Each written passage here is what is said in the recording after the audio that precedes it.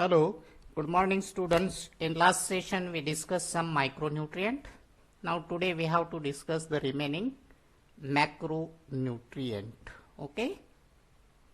So among this there is one of the most important macronutrient, that is sulfur.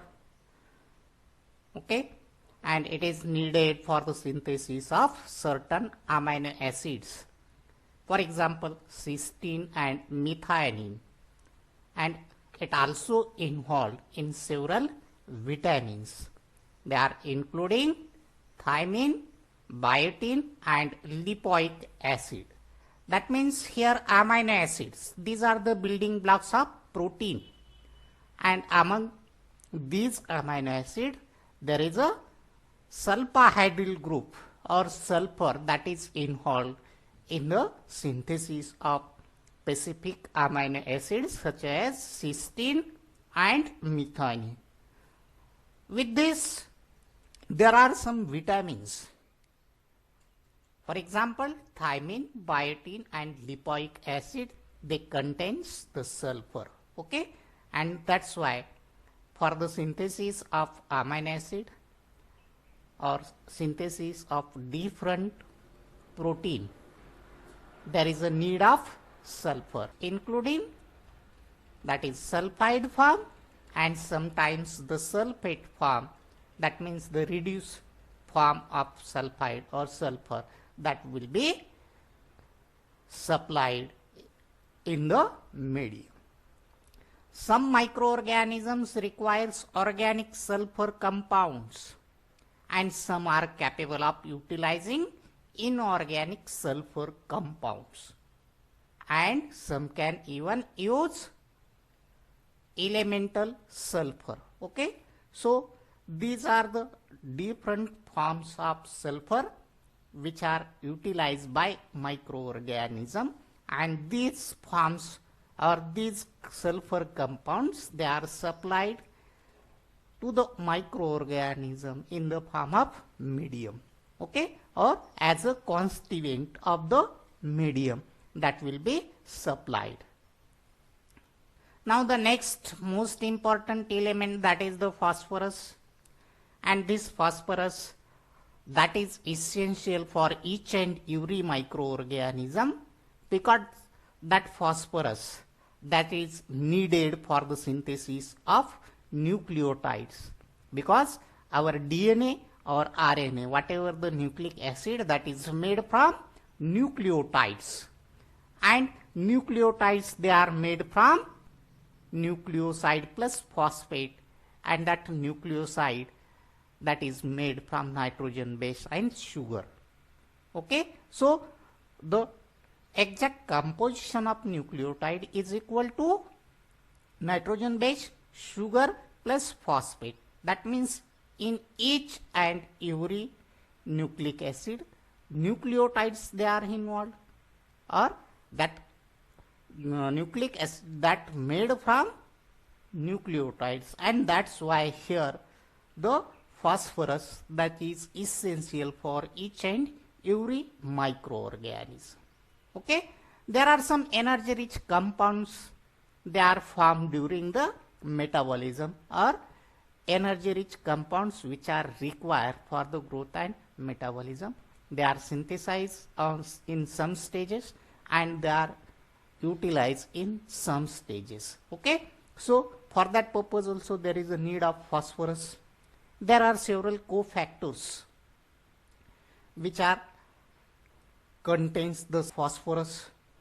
Okay, and some proteins and other cell components, they require phosphorus. That means almost all microorganisms, they need the phosphorus.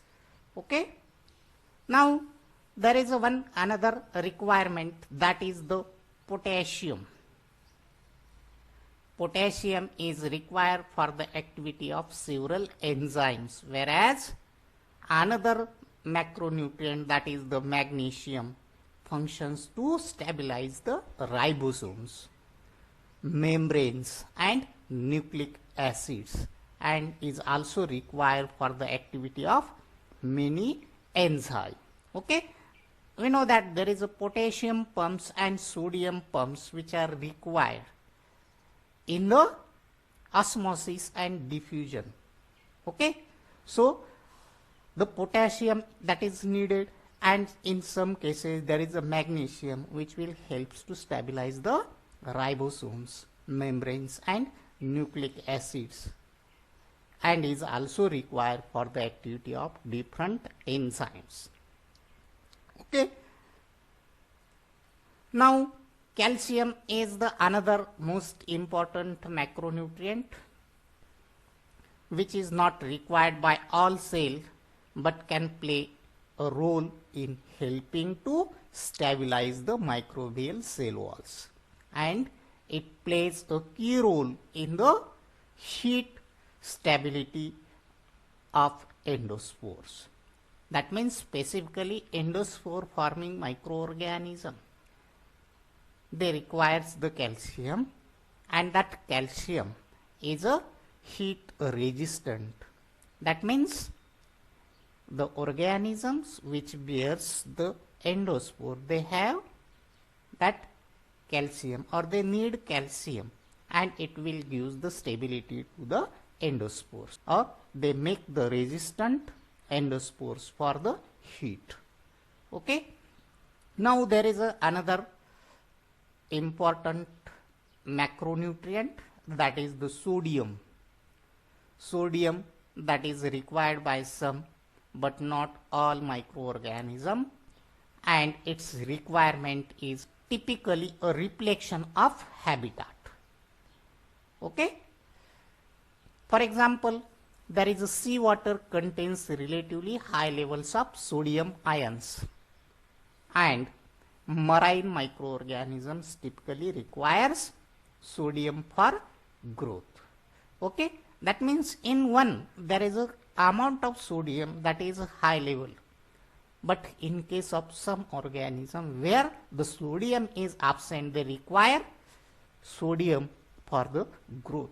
Okay, that means in one case, that is seawater, that is salty, and in that salty water, that sodium that is present in the form of salt, but in some cases we have to provide these sodium in the medium component. Okay, and that's why the sodium that is plays a most important role in the growth and development of microorganisms. By contrast, freshwater species are usually able to grow in the absence of sodium ions. Potassium, magnesium, calcium are all supplied to cells as a salts, typically as a chloride or sulfate salts. Okay, so these are the some major elements, their sources, functions in bacterial cell. That means here we have to study the source of element, function of the element. Okay, so see here the carbon. Carbon, that is the one of the most important element which is required for the microorganism, and it contains near about 50% of dry weight. Okay, and the source for these element, that is the organic compound or CO2. The main source of that carbon, either that is organic compound or that is CO2. Okay, and the main function played by these element, that is it is the main constituent of cellular material. That means it is the building block of the cell. Okay, now the next element, that is the oxygen, and its concentration is near about 20% of the cell's dry weight. Okay, and that is supplied through water, organic compounds, CO2 and oxygen. That is the sources of oxygen which are needed for the growth and development of microorganism. Okay, and the main function of these element, that is the constituent of cell material and cell water.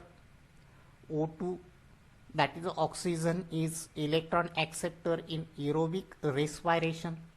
That means oxygen, that is plays an important role or important function in the cell. Okay, so that means there are some microorganisms which are aerobic, which requires oxygen. There are some microorganisms which are anaerobic, they do not require oxygen. Okay, that means whatever the oxygen needed for the growth and development of microorganism, that is supplied from either water, organic compounds, CO2 and the oxygen. These are the main sources of oxygen for the microorganism. Is it okay? Now the next element which is required, that is the nitrogen, and its percentage of dry weight of the cell, that is the 14%, and the source, that is the ammonia, nitrate or organic compounds, or sometimes elemental nitrogen, that will be acts as a source for the growth and development of microorganism. And the main function, that is the constituents of amino acid. That means that nitrogen is a constituent or part of amino acid. There are some nucleic acids and nucleotides which also requires the nitrogen, and some coenzymes which contains the nitrogen. That means that nitrogen again plays an important role and serves as a macronutrient. Okay, so another element, that is the hydrogen, and it is the concentration of hydrogen is 8%, that is the water, that means the source of that hydrogen, that is the water, organic compounds and hydrogen gas. Means these are the sources for hydrogen. And what is the role played by that hydrogen? That means it will act as a main constituent of organic compounds, and for the cell there is a requirement of water, that means in water, that is the hydrogen. Okay, so another element, that is the phosphorus. Phosphorus, its concentration is 3% of dry weight of the cells. Okay, and the main source of phosphorus, that is the inorganic phosphates. Okay, and the main function of these phosphorus acts as a constituent of nucleic acid. That means each nucleotide that is made, or in nucleotide there is a phosphate that is involved. Okay, there are some phospholipids which also contains phosphate. Okay, and there are some teichoic acids which are also contains, that is the phosphorus. Okay, so another macro element which is required, that is the sulfur, that is it requires 1% of the dry weight of the cell, and the main source for the sulfur for microorganism, that is the sulfate, then H2S gas or elemental sulfur or some organic sulfur compounds, that will be acts as a source of sulfur. Okay, now the functions, in that functions, that sulfur plays an important role in the synthesis of some amino acid, that is the cysteine and methionine. Again there is one another amino acid, that is the glutathione, and several coenzyme that contains the sulfur. Okay, now the next element, that is the potassium. Okay, and that potassium also required, that is 1% of the dry weight of the cell, and the main source, that is the potassium salts, like for example potassium chloride, potassium nitrate, okay, potassium sulfate, means these are the salts, and that nutrient, that means the potassium that is supplied in medium in the form of salts. Okay, main cellular function which is played by that potassium, that means main cellular inorganic cation and cofactor for certain enzymes. Is it okay? The next element, that is the magnesium. Okay, and its concentration required, that is the 0.5% of the dry weight of the cell, and it will be provided, or the main source, that is the calcium salts. Okay, and these calcium salts, that means calcium chloride, calcium sulfate, calcium phosphates, like these are the present in the salt form, and that is provided in the medium. And the main function of that calcium, that will be inorganic cellular cation, that means it will act as a cation, it will act as a cofactor for certain enzyme, and it will act as a component of endospore. That means all microorganisms, they are not required calcium, but some microorganisms, they require calcium, and specifically the endospore forming microorganism, they require calcium.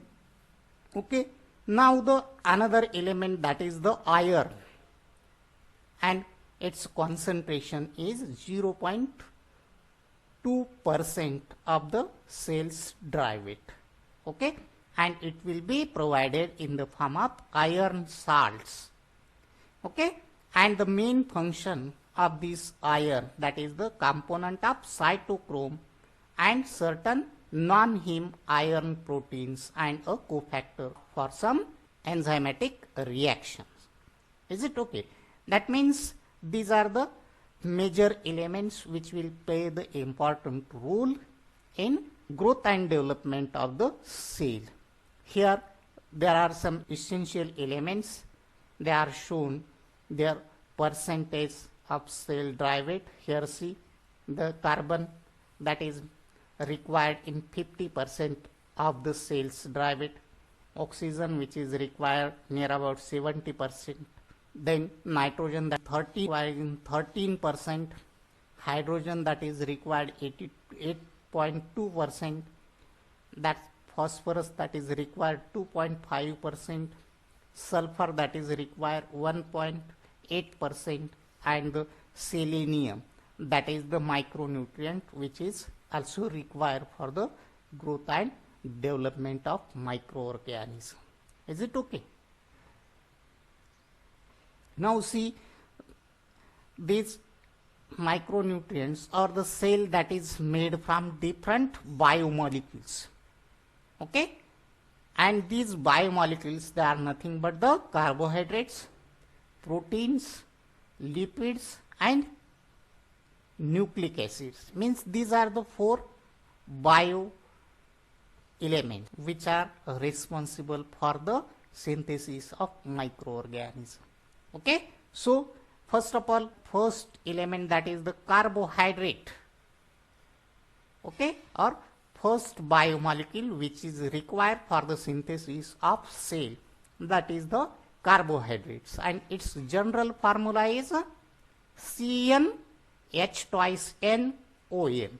Okay, that means it contains carbon, hydrogen, and oxygen. That means which elements they are present in the carbohydrates. That means carbon, hydrogen, and oxygen, they are required for the synthesis of carbohydrate. Then next element, that is the protein, and the general formula for protein, that is RCH NH2 COOH. That means here see, there is a carbon is present, there is a hydrogen is present, there is a oxygen is present. In some amino acid there is a amino group that is present, and in some amino acid like cysteine and methionine they require the sulfur. That means they need the sulfahydryl groups, and that's why the elemental constituents which are required for the synthesis of protein, they are carbon, hydrogen, oxygen, nitrogen and sulfur. Now next biomolecule, that is the lipid, and its general formula that is CH3CH2NCOOH. Okay, so in this there is a carbon that is involved, hydrogen is involved, oxygen is involved, okay, and there is also sulfur is involved, there is a nitrogen that is also involved, and there is a phosphorus that is also involved in the synthesis of lipids.